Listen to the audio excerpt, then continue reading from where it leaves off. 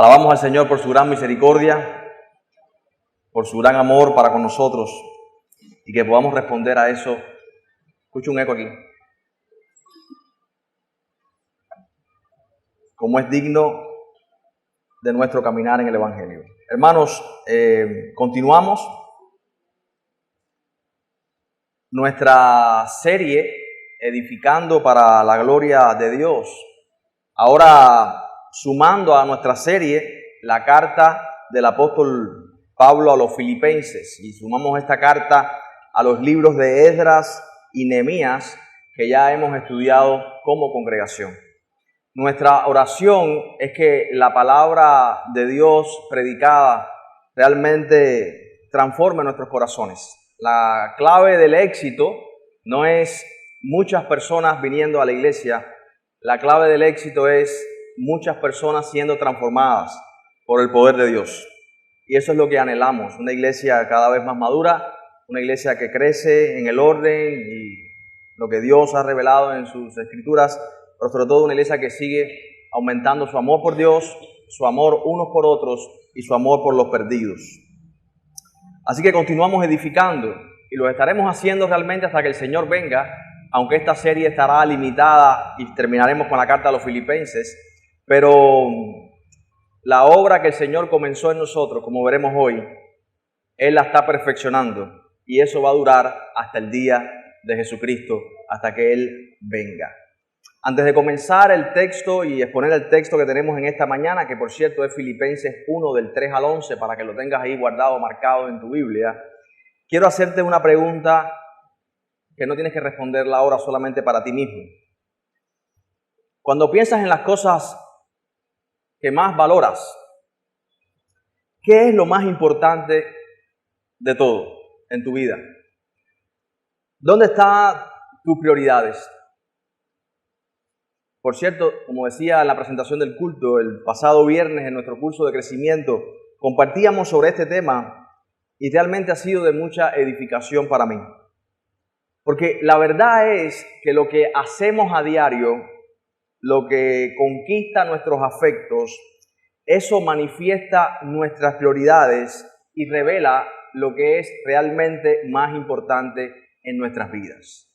¿Qué quiero decir con esto?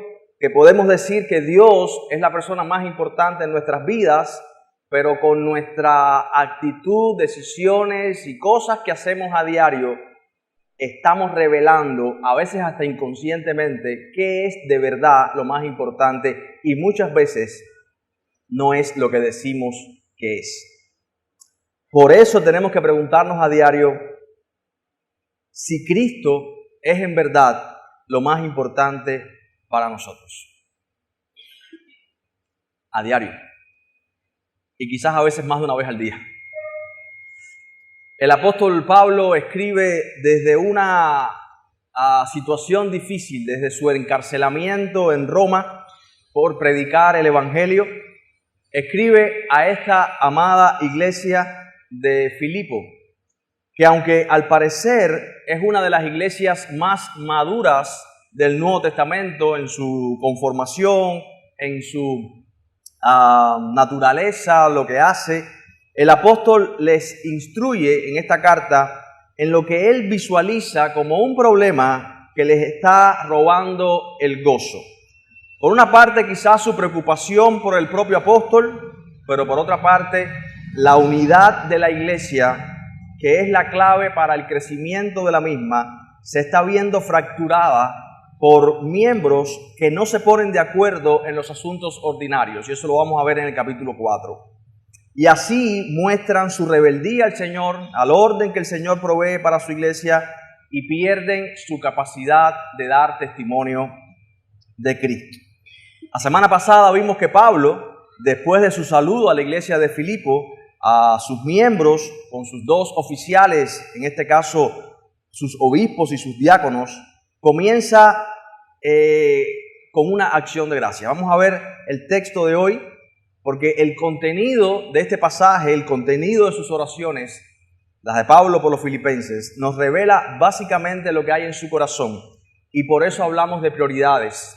¿Qué es lo más importante para el apóstol? ¿Dónde están sus prioridades y por esto el pasaje de hoy es tan importante también para nosotros. Leamos, en fin, el pasaje de Filipenses 1, del 3 al 11. Dice así la Escritura: Doy gracias a mi Dios siempre que me acuerdo de vosotros, siempre en todas mis oraciones, rogando con gozo por todos vosotros, por vuestra comunión en el Evangelio desde el primer día hasta ahora, estando persuadido de esto, que el que comenzó en vosotros la buena obra, la perfeccionará hasta el día de Jesucristo.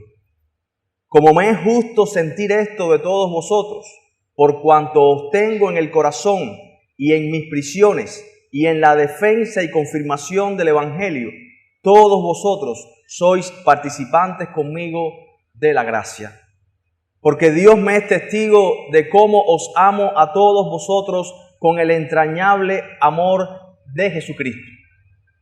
Y esto pido en oración, que vuestro amor abunde aún más y más en ciencia y en todo conocimiento, para que aprobéis lo mejor, a fin de que seáis sinceros e irreprensibles para el día de Cristo, llenos de fruto de justicia que son por medio de Jesucristo, para gloria y alabanza de Dios.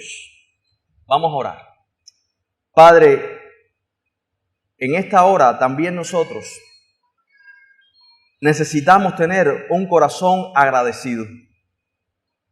El contenido de nuestras oraciones o la ausencia de ellas revela dónde están nuestras prioridades.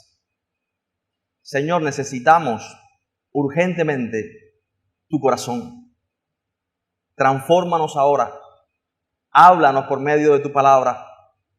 Que nuestro corazón se encienda y nuestra mente sea iluminada y nuestra voluntad desatada para andar de una forma diferente mientras el carácter de Cristo se forma en cada uno de nosotros. Nos encomendamos a ti en esta hora porque queremos y anhelamos y necesitamos escuchar tu voz. En el nombre de Jesús. Amén. Mis hermanos, el apóstol Pablo comienza diciendo: doy gracias a mi Dios siempre que me acuerdo de vosotros. Doy gracias. ¿En qué circunstancias estaba Pablo? Estaba encarcelado, reducido, con poca posibilidad de compañía o casi ninguna.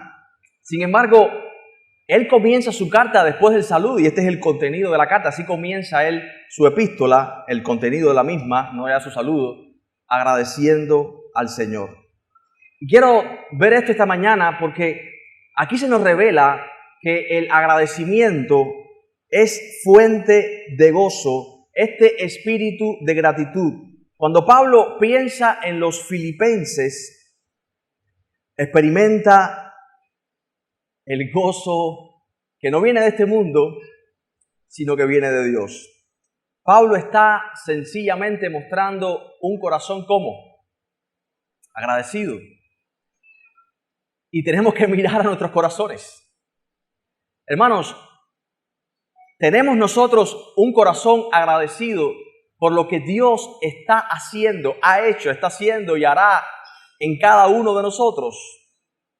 Claramente, Pablo dice lo que la iglesia ha hecho por Pablo. Pablo agradece explícitamente a ellos. Por cierto, si vamos al capítulo 4, en el versículo 10, solamente para entender, Pablo dice en el capítulo 4, versículo 10, en gran manera me gocé en el Señor de que ya al fin habéis revivido vuestro cuidado de mí, de lo cual también estabais solícitos, pero os faltaba la oportunidad. Pablo está agradecido por los filipenses. Le han mandado una ofrenda. Por 10 años han sostenido su ministerio. Desde que Pablo llegó a Filipos hasta esta fecha han pasado aproximadamente 10 años.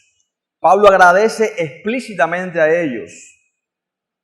Pero Pablo comienza diciendo, doy gracias a mi Dios. Pablo tiene un enfoque claro. Los filipenses son lo que son y hacen lo que hacen.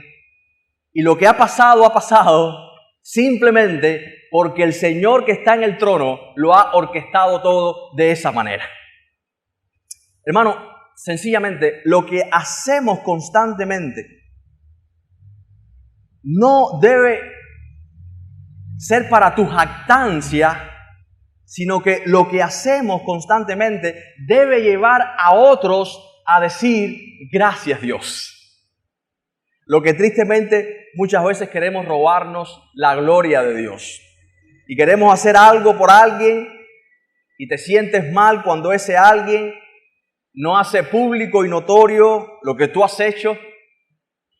Y ahí tenemos un problema del corazón. Esto no evita o significa que no debemos mostrar agradecimiento a aquellos que nos sirven. Pablo da gracias expresamente a los filipenses por su ayuda. Pero recordemos que al final de cuentas es Dios quien finalmente nos ha dado todo, nos ha permitido todo y nos ha dado fuerzas para compartir con otros. Y en este equilibrio tenemos que aprender a vivir nuestra vida cristiana. Y Pablo experimenta el gozo de Dios. Y fíjense por qué razones. Él se acuerda de los filipenses. Dice el versículo 4, en todas mis oraciones ruego con gozo por todos vosotros. Versículo 5, por vuestra comunión en el Evangelio desde el primer día hasta ahora. Según el texto, esta comunión en el Evangelio significa que los filipenses ahora han formado parte de la expansión del Evangelio por toda la región. Pablo está en prisión, pero esta iglesia ha sostenido por Pablo con sus oraciones, con su testimonio, con sus ofrendas, han sostenido su ministerio y ellos han estado con Pablo donde quiera que Pablo ha estado. Él está siendo partícipe a los filipenses de toda la obra misionera que él ha hecho porque esta iglesia ha respaldado al apóstol. Ellos han mostrado un testimonio digno. Ellos han tenido una comunión en el Evangelio junto con Pablo. Aunque él está preso, está lejos de ellos, mantienen una comunión espiritual. Mi hermano, la comunión de la iglesia no solamente es el domingo, cuando estamos pegados hombro con hombro, que eso es hermosísimo, y estar pegados hombro con hombro es lo más rico que hay. Pero nosotros constantemente estamos teniendo comunión unos con otros, mientras oramos unos por otros, nos recordamos unos a otros, incluso nos llamamos unos a otros. Constantemente tenemos que hacer crecer esta comunión del Espíritu, que es cuando la iglesia entonces experimenta este verdadero gozo, cuando crece en relaciones profundas entre sus miembros. Por eso hay una aplicación para la iglesia aquí. Los pastores, como Pablo ora por los filipenses, los líderes de la iglesia deben orar constantemente por su iglesia. Orar con gozo, recordando a sus hermanos. Experimentar este gozo de Dios por la iglesia que somos en Cristo. Y al mismo tiempo debes pensar, tú como miembro de la iglesia local, cómo estás siendo parte del ministerio de tu iglesia. Porque los filipenses oraban y sostenían de muchas maneras el ministerio del apóstol Pablo. Y tú debes preguntarte, yo creo que ayer la hermana Viviana compartía algo de eso en el grupo, una serie que están dando las femeniles, en Aviva tus Corazones, muy buena. Tú debes preguntarte, ¿estás orando por crecer como miembro responsable de tu iglesia?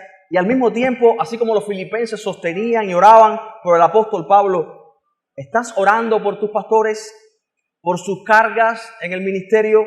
¿Intentas observar y conocer lo que hay dentro de sus corazones para saber cuál es su visión para la iglesia? Y entonces, al saberlo, tú quieres sumarte de la forma correcta a la vida y ministerio de tu iglesia local bajo la guía y el poder de Jesucristo, quien precisamente ha levantado a estos siervos para hacerlo. Esto es muy importante.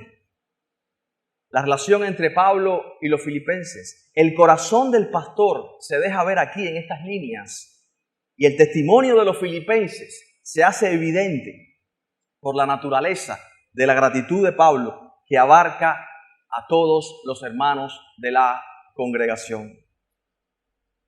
¿Se imaginan al leer estas letras solamente iniciales cómo se sentían Evodia y Síntique, que llevaban como 2 años sin hablarse dentro de la iglesia? Que habían perdido tanto tiempo en disputas necias, que no reflejaban ni cooperaban para las cosas más importantes. La segunda razón que Pablo da de su gozo está en un verso muy conocido. En el versículo 6. Y Pablo está persuadido, tiene una convicción. Pablo no cree que Dios puede ser burlado. Pablo no cree que nadie puede ponerle una zancadilla a Dios. El brazo de Dios no puede ser doblado para que Dios haga lo que Él no quiere. Porque Pablo confía en el Dios soberano y eterno que tiene todos los hilos de las circunstancias en sus manos, el Dios que gobierna con poder y que cada átomo y molécula de este universo es sostenido, como dice Hebreos 1, por la palabra de su poder. El Dios que dice, aún tus cabellos están todos contados y no caerá uno en tierra sin que yo lo permita. Y Pablo tiene esta convicción. Y espero que en esta mañana tú salgas aquí con esta convicción. Estando persuadido de esto, que el que comenzó en vosotros la buena obra, la perfeccionará hasta el día de Jesucristo. Hermanos, ¿cuántos han pensado alguna vez que Dios se ha aburrido de ti? ¿Cuántos han pensado, ahora sí llegó el final de la iglesia? ¿Se acabó? Ahora sí llegó el final de mi vida. Dios evidentemente se ha molestado conmigo de tal manera que no me habla más por toda la eternidad. 10 años atrás en la epístola, en el contexto del libro y de la historia del Nuevo Testamento, 10 años atrás, Dios le dio a Pablo aquella visión del varón macedonio. ¿Recuerdan?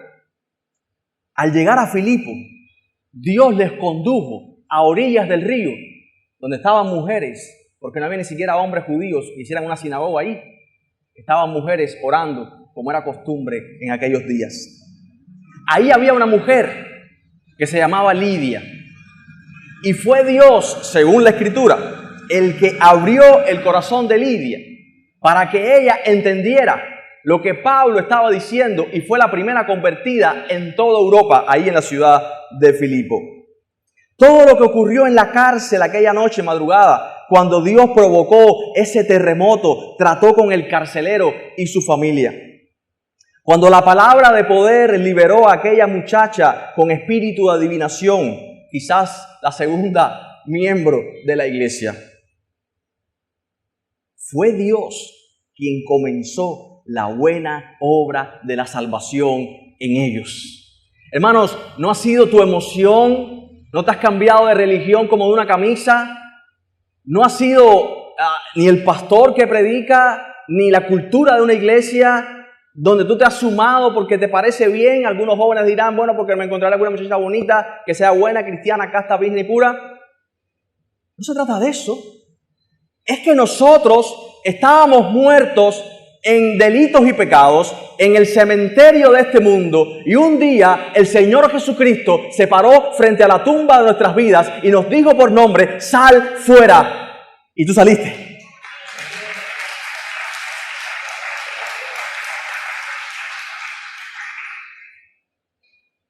¿Quién pudo hacer esta obra sobrenatural de darnos vida nueva, de hacernos nacer de nuevo? ¿Quién pudo? El que comenzó en vosotros. ¿Quién fue? Dios. El que comenzó en vosotros la buena obra. Todo lo que Dios ha permitido. Y yo quiero que tú, no te voy a pedir que cierres los ojos ahora, pero que tú te pongas a pensar. Cuando miras atrás, algunos dirán 20 años, 30 años atrás. Algunos dirán 1 año, 2 años atrás. No importa el tiempo. Pero cuando tú miras atrás, tú puedes ver cómo la mano de Dios ha estado obrando en tu vida con poder para traerte hasta este momento, hasta este instante, donde estás escuchando esta verdad que penetra y abraza tu corazón de forma que hace vibrar tu ser. ¿Te das cuenta? Todo lo que Dios ha permitido, todo lo que Dios ha impulsado, todo lo que Dios ha hecho coincidir para que esta mañana tú estés aquí en este templo tal y como Él lo ha determinado. Porque Dios comenzó en nosotros la buena obra y la está perfeccionando y la terminará hasta el día de Jesucristo. Porque Él dice, no te soltaré hasta que acabe de hacer contigo lo que dije que iba a hacer. Y Pablo se regocija en esta verdad. Y yo espero que en esta mañana hay muchas verdades que están compitiendo con la verdad de Dios. Y cosas que son reales. Lo que está sucediendo alrededor. Las circunstancias que estamos lidiando. Ayer se fue la luz justo sábado a las 8. Digo a mi esposa, oye, esto es contra los pastores. Esto es contra mí, evidentemente. Porque el sábado pasado fue igual. Gracias a Dios vino temprano la luz. Ayer, pude dormir. Pero hay muchas verdades que están compitiendo. Ahora, todas esas realidades están alrededor, pero encima de toda esa realidad hay una realidad superior, una dimensión superior de la misma realidad. Es que Dios está sentado en su trono y todas esas cosas están bajo su poder para que tú y yo seamos conformados a la imagen de Cristo, dejemos de confiar en este mundo y pongamos nuestra esperanza y nuestra mirada en las cosas eternas que no serán conmovidas, porque el Señor es el Rey de Reyes, el Señor de Señores. Y Pablo está confiado, tiene convicciones profundas en quién es Dios. Y él se regocija en esta realidad. Es Él el que ha comenzado la buena obra. ¿Te has preguntado cuál es la causa de la ausencia de gozo en tu corazón? ¿Te has preguntado cuál es la causa de la tristeza que te embarga a veces? ¿Te has preguntado cuál es la razón de tu descontento? Y de creer que la felicidad y la alegría está en otro tiempo, pasado o futuro, y en otra latitud, al norte, por cierto. Hermano, no le echemos más la culpa a lo que está afuera de nuestro descontento. Viremos el lente y pidámosles al Señor que nos deje mirar donde a veces no queremos mirar, dentro de nosotros mismos.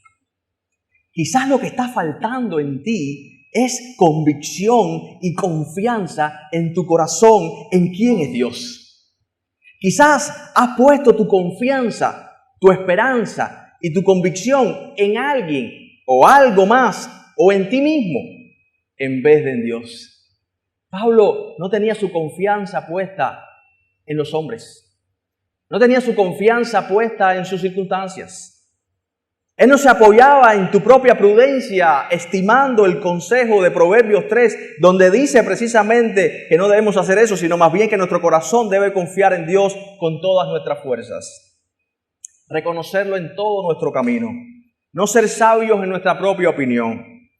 Pero la realidad es que muchas veces, seamos honestos, tenemos confianza puesta en otras cosas y no en la soberanía, la naturaleza, el carácter, la firmeza, la integridad, la belleza, la hermosura, la santidad, el poder de nuestro Dios. Y eso se llama idolatría. Y eso es pecado.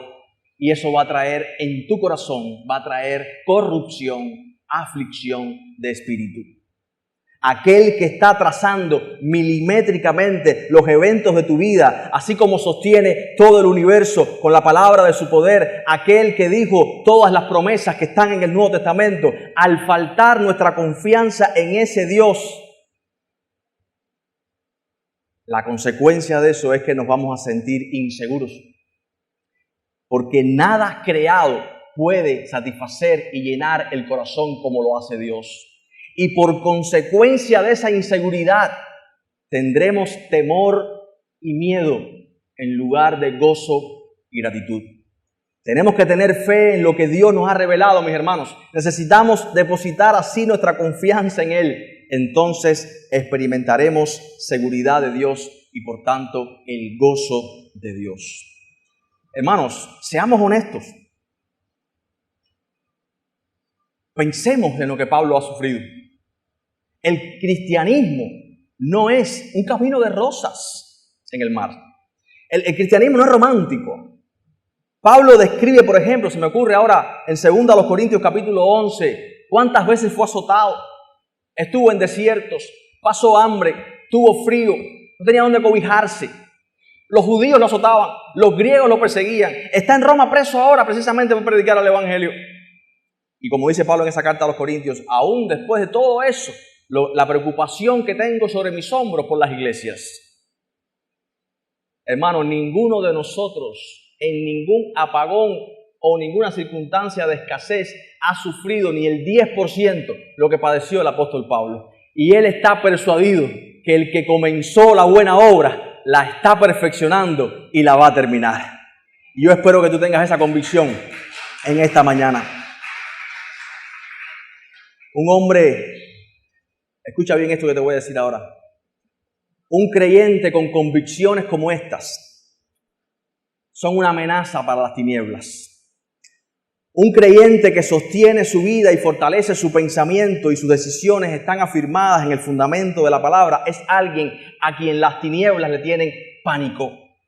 Un hombre incorruptible que ama la verdad, está dispuesto a dar la vida por lo que cree, es una amenaza para el reino de las tinieblas y un instrumento poderoso en las manos de Dios. Y la buena obra que Dios comenzó, ¿cuál es? La salvación. Esclavos éramos, voluntad esclavizada, corazón duro. Un día el Señor nos levantó espiritualmente, como ya dijimos. Dios nos ha perseguido por toda la eternidad. Cuando éramos blasfemos, nos deleitábamos en el pecado, no deseábamos a Dios ni a su palabra, cadenas que nos esclavizaban. Él rompió todo eso, comenzó la buena obra. Y ahora está en un proceso de formar en nosotros el carácter de Cristo. Esa es la perfección de la que habla Pablo. ¿Hasta qué día? Hasta que el Señor venga y estemos ya con Él por toda la eternidad. Porque Él nos ha dado la forma, por la obra preciosa de Cristo. Nosotros ahora tenemos la forma, el poder para entrar en el cielo. No por nuestra capacidad, sino por la obra redentora de Jesucristo. Él la perfeccionará hasta el día de Jesucristo. Y en dos palabras, lo que Dios comienza, Dios lo termina. En el viaje entre el principio y el final es el libro de los Salmos. Angustia, tribulación, persecución, sufrimiento, dolor. Nadie dijo que iba a ser fácil. En el mundo tendréis aflicción, pero confiad en mí, dice el Señor, porque yo he vencido al mundo. Yo iré, Juan 14, a preparar lugar para vosotros, para que donde yo esté, ustedes también estén. Y eso es seguro, porque no lo dice un hombre, lo dice el Creador de los cielos y de la tierra. Él no te soltará hasta que termine contigo.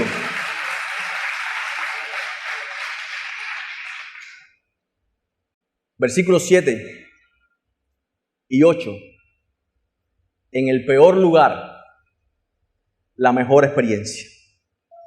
En el peor lugar, la mejor experiencia. Dice Pablo, ahora me es justo sentir esto de todos vosotros, por cuanto os tengo en el corazón y en mis prisiones y en la defensa y confirmación del Evangelio. Todos vosotros participan conmigo de la gracia. Hermanos, ¿se dan cuenta la visión de comunidad que da el apóstol Pablo? Ellos están con él en la cárcel. Dice, bueno, eso es imposible. Ellos están en Filipos. Pero Pablo está diciendo que ellos están con él en sus prisiones. Quizás algunos se avergonzaron de Pablo. Bueno, en 2 Timoteo capítulo 4 vemos que Demas desamparó a Pablo, dejándolo solo, amando a este mundo. En el capítulo 1 de esa misma carta de Timoteo vemos que algunos sencillamente se avergonzaron. Otros no, como Onesíforo y la casa de Onesíforo, que lo buscaron celosamente por todo Roma para ubicarlo a ver dónde estaba el apóstol Pablo preso. Lo que está diciendo aquí Pablo, además de todo lo que acabo de decir acerca de la vergüenza que podemos sentir a veces cuando la presión aumenta, y podemos entonces en esa presión que aumenta declinar nuestra fe y mostrar quiénes somos de verdad. Pero Pablo está diciendo que la vida cristiana es una vida que tenemos en común. Ellos están con Pablo. Ellos son una iglesia unida que debe estar y mostrar esta unidad. Y para ser entonces cristianos necesitamos entender que la vida cristiana es una vida para ser vivida en comunidad. Y Pablo tiene esta visión de su vida como parte de esta comunidad que es la iglesia, el pueblo de Dios que es esta comunidad especial. Y tú y yo somos parte de esta comunidad. Hermanos, nuestra espiritualidad en tiempos donde el individualismo, por una parte, y la tendencia humana a hacer grupitos con gente que piensa como yo, con gente que me hace sentir bien, con gente que no nos cuestionan, con gente que piensan como yo, que nos hace sentir superiores cuando hablo. Eso no tiene nada que ver con el proyecto de Dios y la comunidad bíblica. La verdadera espiritualidad es corporativa. Esto quiere decir que es una espiritualidad de un cuerpo. La vida de un creyente está diseñada para ser vivida en esta comunidad especial. Ellos estuvieron con Pablo, todos, en el sentido de que no se avergonzaron. Más bien a ellos no les importó que les tomaran preso o que les mataran, porque en un cuerpo lo que le pasa a uno, le pasa a todos. No podemos permitir que haya fracciones y divisiones en nuestra iglesia. No podemos, porque no es bíblico, porque no es santo, porque no es justo, porque no es bueno. Si la iglesia tiene esta mentalidad comunitaria, no de mi piquete, no de mi grupito, sino esta mentalidad de cuerpo, otro gallo cantaría en esta ciudad. Porque ese enfoque, donde todos tenemos puesta la mira en las cosas de arriba y así nos ocupamos de las cosas de la tierra unos de otros, no solamente los pastores, sino todos los miembros y cada hermano se está ocupando su lugar en su cuerpo, en el cuerpo, y se preocupa y extiende su mano al necesitado, otro gallo cantaría. Ahora, Pablo habla de sus prisiones, los obstáculos, fíjense bien, porque algunos pueden decir, no pastor, el problema es que yo no puedo por esto, siempre tenemos excusas para decir o justificarnos. Los obstáculos que Pablo enfrentaba, más bien ahora colaboraban para el avance del Evangelio. Fíjense, ustedes están en mi corazón, están en mis prisiones, y en la defensa y confirmación del Evangelio, todos vosotros sois participantes conmigo de la gracia. En el versículo 12, voy a adelantar solamente para que entendamos el punto, dice, quiero que sepan, hermanos, que las cosas que me han sucedido han redundado más bien para el progreso del Evangelio. De tal manera que mis prisiones se han hecho patentes en Cristo en todo el pretorio y a todos los demás. Lo que está diciendo Pablo es que los obstáculos que se presentaban, más que ser impedimentos, se habían convertido ahora en puentes para que el Evangelio sea predicado más ampliamente. El apóstol preso fue encarcelado para que no predicara, y ahora la predicación avanza como nunca antes. ¿Ven la paradoja? ¿Ven el contraste? Mientras más presionan y presionan y presionan a la iglesia y a sus ministros en persecuciones para hacerla callar y desaparecer, más y más crecerá la iglesia.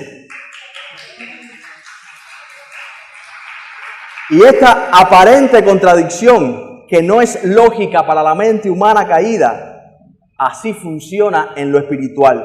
Mientras más nos hunden, más fuerte salimos hacia arriba. Y así en la cárcel, el Evangelio, que no puede ponerse preso, crece más y sobreabunda más, y hasta la gente del pretorio, que era la guardia de seguridad más importante y fuerte y temida de todo el imperio, se estaba convirtiendo a Cristo. Hermano, creemos que estar en Cuba es estar en el peor lugar del mundo. ¿Qué ustedes creen? Seamos honestos. ¿Cuántos han dicho, estamos en el infierno? Esto tiene que ser el infierno.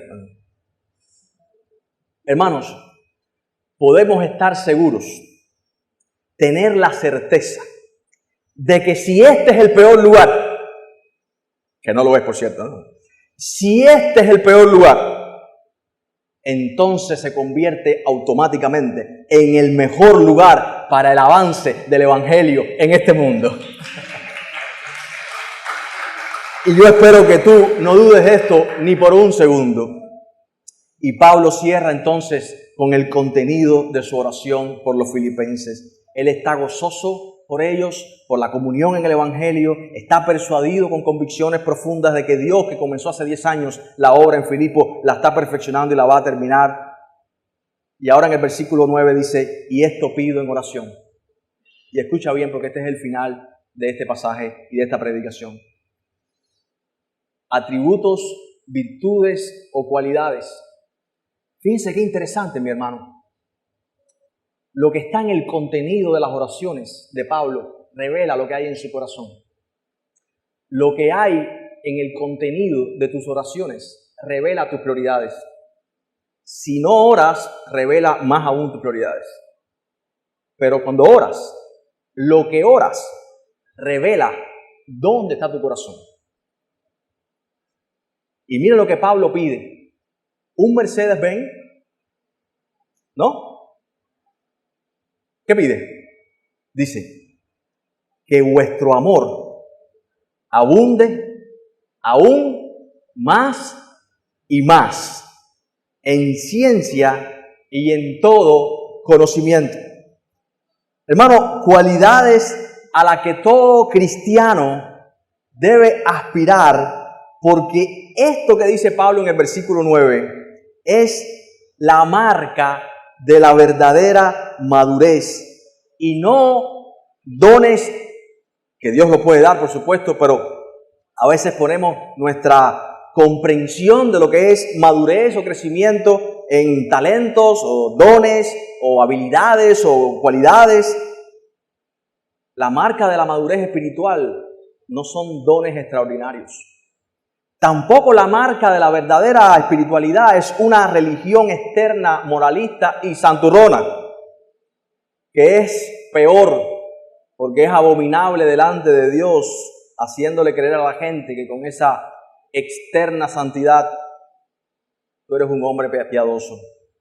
Delante de los hombres puede tener algún mérito, pero delante de Dios es abominable.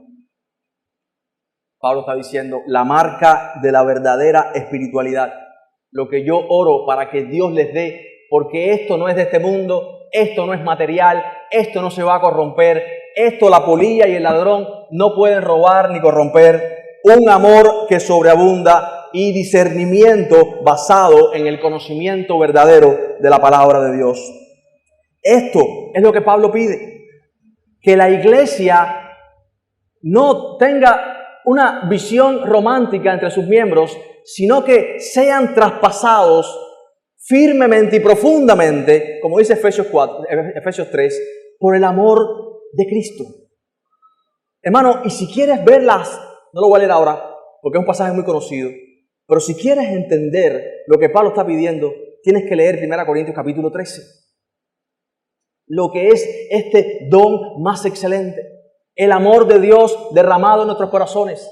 Ese amor que no tiene envidia, que no es jactancioso, que no se envanece, que no pide nada a cambio. El que todo lo puede, el que todo lo soporta, el que todo lo resiste. Hermano, cada división que hay en la iglesia, cada vez que nosotros tenemos un problema con alguien, el verdadero problema detrás de lo que pasa es un problema de amor, de falta de amor en el corazón. Nosotros como miembros de la iglesia necesitamos crecer más y más en nuestro amor por Dios. Que el amor de Cristo se derrame en nuestros corazones. Porque la verdad es que nuestro corazón está al revés, que ama lo que no debería amar. Pero cuando el amor de Dios está en nosotros, empezamos a amar de forma correcta.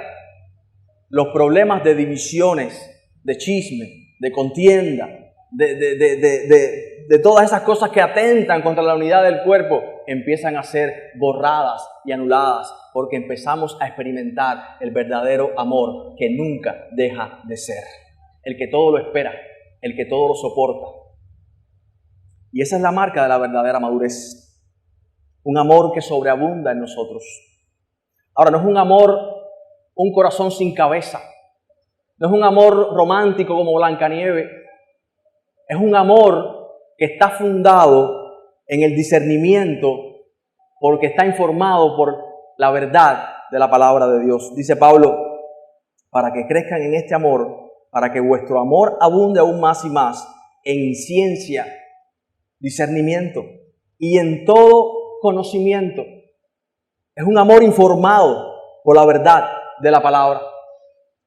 ¿Se dan cuenta qué diferencia? No, yo amo hasta que me hacen algo malo. porque tendemos a amar a aquella gente que nos ama. No, es un amor que no espera nada a cambio, porque está informado por la verdad del Evangelio, donde Cristo, siendo nosotros pecadores, dio su vida, y a la luz de esa verdad, entonces estoy dispuesto a perdonar a mi hermano, porque su ofensa es infinitamente menor que mi ofensa a Cristo, y Él murió por mí. Un amor que está informado por el conocimiento de quién es Dios. Necesitamos conocer a Dios. No podemos amar con nuestras fuerzas sin Dios. Cuando miramos a Cristo, cuando miramos a Dios, somos por Él transformados de gloria en gloria. Y esto produce ese discernimiento. Dice el versículo.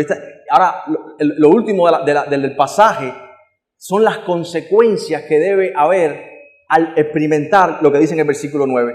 Cuando Pablo ora para que el amor de ellos sobreabunde en ciencia y en todo conocimiento, lo que debe producir entonces es el versículo 10 y 11. Para que ustedes aprueben lo mejor. Recordamos cuando Pablo habla a los Gálatas y les dice: hijitos míos, por quienes vuelvo a sufrir dolores de parto, hasta que Cristo sea formado en vosotros. Lo que debe producir el amor de Cristo, el carácter de Cristo formándose en nosotros, es que entonces aprobemos, dice el versículo 10, lo que es lo mejor. Si estamos estancados en nuestro amor por Dios, escucha bien, si no estamos creciendo en el conocimiento de Dios, en guardar el gran mandamiento y el segundo mandamiento que se resume toda la ley en él, amar a Dios y amar a nuestro prójimo, si estamos estancados en esto, estaremos incapacitados para amar genuinamente. Lo que pasaba entre Evodia y Síntique es un problema de amor. Y Pablo dice: para que aprobéis lo mejor. Cuando la iglesia, una vez más, tiene rencillas y divisiones, es un problema de amor y no van a aprobar lo mejor. ¿Queremos amar? Necesitamos conocer más a Dios y ser por Él transformados. ¿Queremos aprobar lo mejor en nuestras vidas? Necesitamos conocer a Dios. Bajo esta verdad, entonces Pablo dice: a fin de que seáis, ¿cómo? Sinceros e irreprensibles. Yo pensé que la palabra irreprensible estaba destinada para los ancianos y los pastores de la iglesia, como dice 1 Timoteo 3. Pero aquí dice: para que aprobéis lo mejor, a fin de que sean sinceros e irreprensibles para el día de Cristo.